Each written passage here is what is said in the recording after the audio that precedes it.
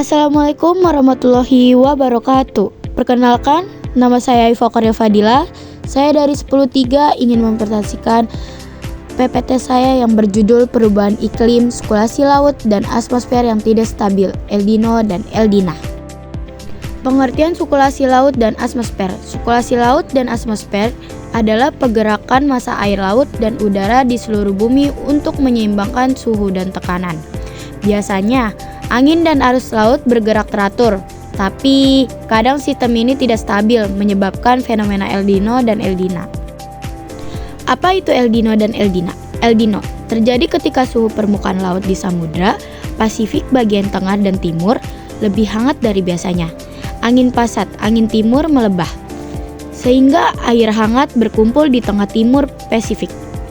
Akibatnya, daerah seperti Indonesia dan Australia menjadi lebih kering dan kekeringan, sedangkan Amerika Selatan menjadi lebih basah dan banjir.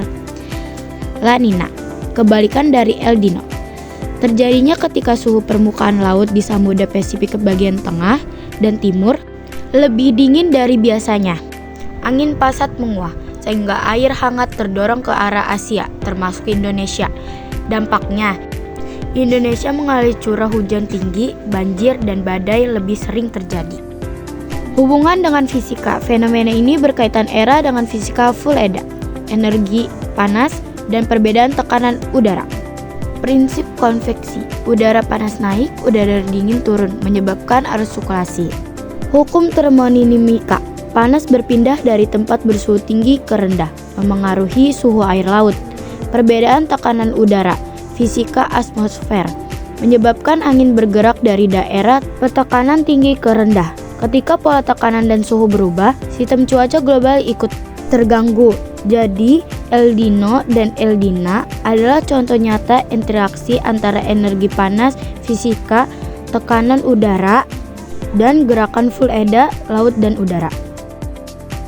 Dampak terhadap iklim dan kehidupan. Pada saat El Nino, curah hujan di Indonesia berkurang sehingga menyebabkan kekeringan di banyak wilayah. Akibatnya, sektor pertanian mengalami gagal panen karena sawah kekeringan. Resiko kebakaran hutan juga meningkat akibat cuaca yang sangat kering. Suhu global cenderung naik karena pemanasan permukaan bumi. Selain itu, jumlah ikan di laut berkurang karena suhu air laut menjadi lebih hangat dan nutrisi berkurang. Sebaliknya, saat El Niño, curah hujan di Indonesia meningkat sehingga sering terjadi banjir dan tanah longsor. Tanaman pertanian bisa rusak akibat terlalu banyak air. Suhu global pada umumnya cenderung turun karena pendinginan permukaan laut.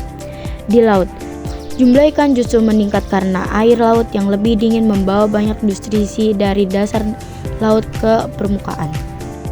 Kesimpulan, El Nino dan El Niño adalah perubahan alami dalam sistem laut dan atmosfer bumi. Keduanya menunjukkan hubungan kuat antara fisika, panas, tekanan, gerak Full-Edda, dan iklim global. Ketidakstabilan sirkulasi ini bisa menyebabkan perubahan besar pada cuaca, curah hujan, dan suhu bumi secara global maupun lokal. Segitu saja penjelasan saya tentang perubahan iklim, sirkulasi laut dan atmosfer, El Nino dan El Niño. Kurangnya mohon maaf, semoga penjelasan saya bermanfaat bagi kita semua.